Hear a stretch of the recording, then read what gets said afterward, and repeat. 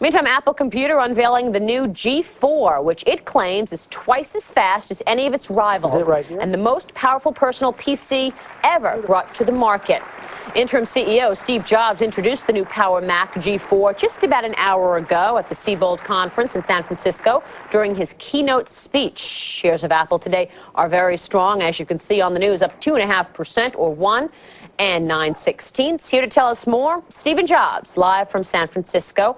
As well, Renee San Miguel joins us here in the studio, our technology correspondent, in the questioning. Mr. Jobs, thank you so much for joining us. Thanks for having me. Well, tell us about the new computer, the most powerful on the market, huh?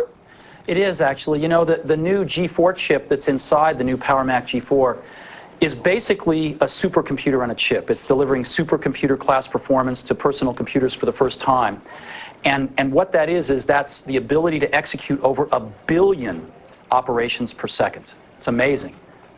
Renee San Miguel here. Mr. Jobs, I'm wondering about the pricing on this. We've talked, I believe, watching your keynote today, anywhere from $1,500 for the 400 megahertz to around $3,500 for the 500 megahertz computer. You know, your iMac is not exactly a sub-800, but it's selling like one. It is the third most popular PC for the summer, according to PC data, right up there with those sub-$800 machines. But when you're figuring out the pricing strategy for these new G4s, what goes through your mind?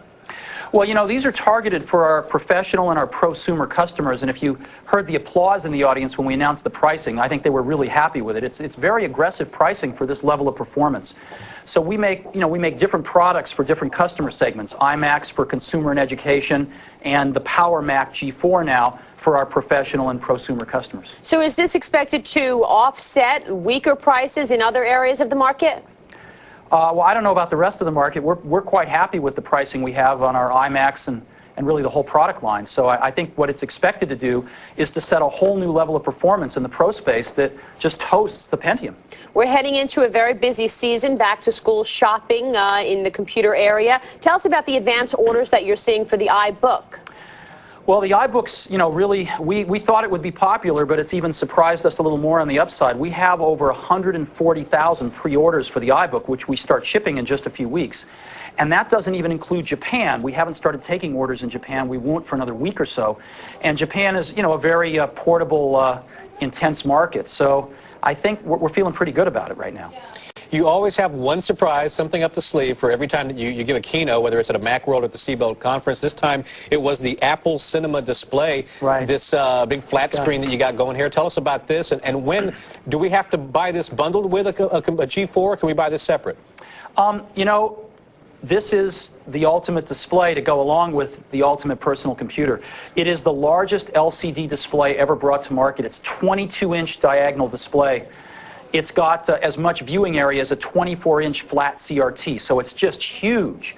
And it's driven directly from the G4, and I think it's, you know, everybody that's seen it's just jaw-dropping in terms of its quality and its size.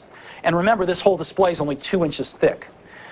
So the way we're going to sell these initially, since they will be in limited supply, is only on the Apple Store and only bundled with one of the top 2 configurations of a G4, since it only works with the G4. And we'll start off that way, and we'll see as supplies ramp up, we may broaden that, but that's how we're starting.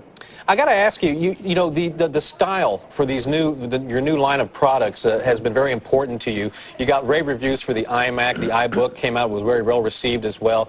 You're very interested in protecting these designs, so much so that when other companies come out with products that you think looks a little bit too much like the iMac, you have filed suit against eMachines and against Daewoo and Future Power. Without getting into the specifics of the lawsuits, tell me, you know, how important you believe the style is and in protecting that style, and in fact, you know, trying to copyright it. Well, you know, as you know, Apple invests a lot in design, both you know, electrical design, mechanical design, but also, you know, the aesthetic design of our products. And there's 1 billion different designs one could come up with for these products, and we invest to come up with ours. And obviously, this is America. Other people should come up with their own original designs. But if they just steal ours, then, you know, we have to do something to protect ourselves. And that's happened in, you know, we allege that's happened in a few instances.